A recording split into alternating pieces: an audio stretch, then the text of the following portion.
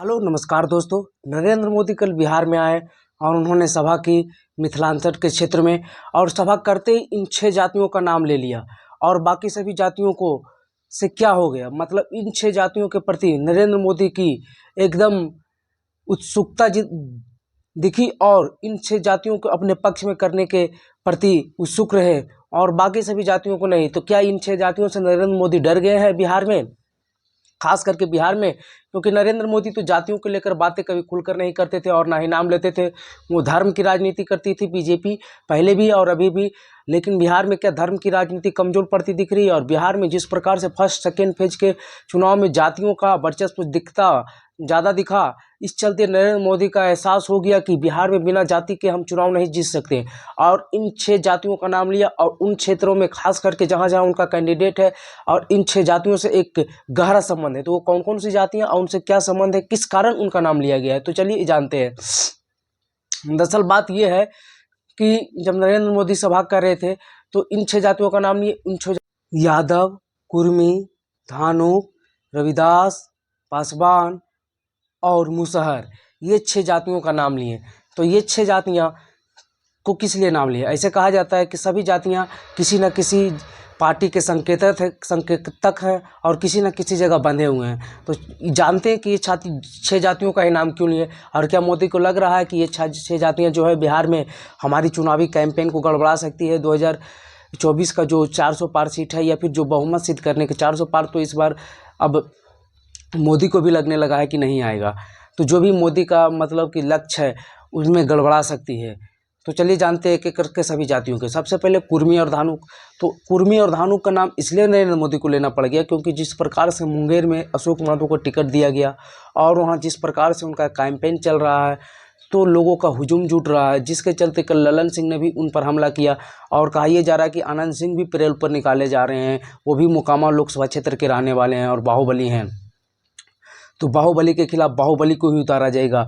तो उनसे टकराव करने के लिए, ललन सिंह को बचाने के लिए कुर्मी और धानुक, क्योंकि अशोक महतो खुद कुर्मी है, उनकी पत्नी धानुक जाति से, तो कुर्मी धानुक इन दोनों जातियों को अपने पक्ष में करना और नरेंद्र मोदी को इन बातों का संकेत देना था। दूसरी ओर हम बात करते हैं पासवान की। तो समस्तीपुर में जिस प्रकार से सन्नी हजारे को टिकट दिया गया जाति से पासवान, और वही एनडीए की तरफ से शांभवी चौधरी, अशोक चौधरी की बेटी को टिकट दिया गया, तो मामला वहीं गड़बड़ा गया क्योंकि वहाँ हमेशा से सांसद पासवान होते आ रहे थे और इस बार चौधरी को टिकट दिया गया, जिससे वहाँ के पासवान में एक गुस्सा है और उस नाराजगी को दूर करने के लिए नरेंद्र मोदी ने नाम लिया। ये हो गया यादव। मधुबनी में अशोक यादव वहाँ से चुनाव लड़ रहे हैं और इस बार मधुबनी में तेजस्वी का प्रभाव ज़्यादा दिख रहा है। तो यादव को अपने पक्ष में करने के लिए नरेंद्र मोदी मधुबनी और झंझारपुर जैसे सीटों में उन्होंने उन जातियों का नाम लिया। मुसहर जिस प्रकार से गड़बड़ा रहा है, मांझी की कैंपेन भी गड़बड़ाया, हालांकि मांझी तो एनडीए के साथ ही हैं, इसलिए उनका भी नाम लेना बहुत ज़रूरी हो गया था।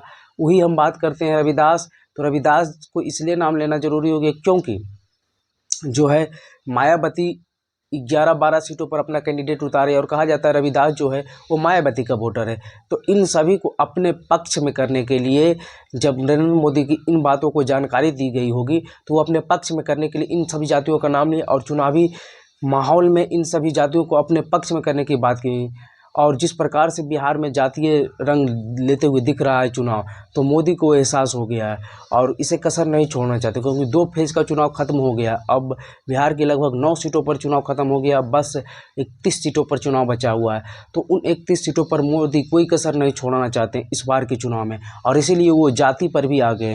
हालांकि बीजेपी जाति पर बात कम करती थी, लेकिन इस बार जाति पर भी आ गए क्योंकि उन्हें पता है कि बिहार में बिना जाति का चुनाव जीता नहीं जा सकता। तो इन 6 जातियों से मोदी ने एकदम अपनापन का रिश्ता दिखाया और इन्हें तैयार रहने को कहा और कहा कि आप लोग का आरक्षण भी छीन लेगा अगर आप लोग इसी तरह से रहें। तो आप लोगों का आरक्षण, क्योंकि ये जो छोट जातियों का नाम नहीं, ज़्यादातर आरक्षित है, SC/ST से आते हैं, और उनका आरक्षण छीनने की बात कही और कहा कि आपका आरक्षण छीनकर मुसलमानों को दे देगी कांग्रेस अगर सरकार में आई तो इस बात से उन लोगों को डराएं और अपने पक्ष में लाने की कोशिश की।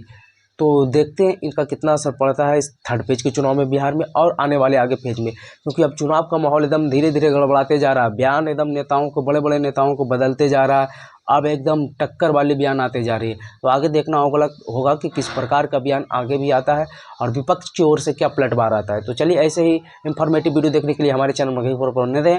वीडियो देखने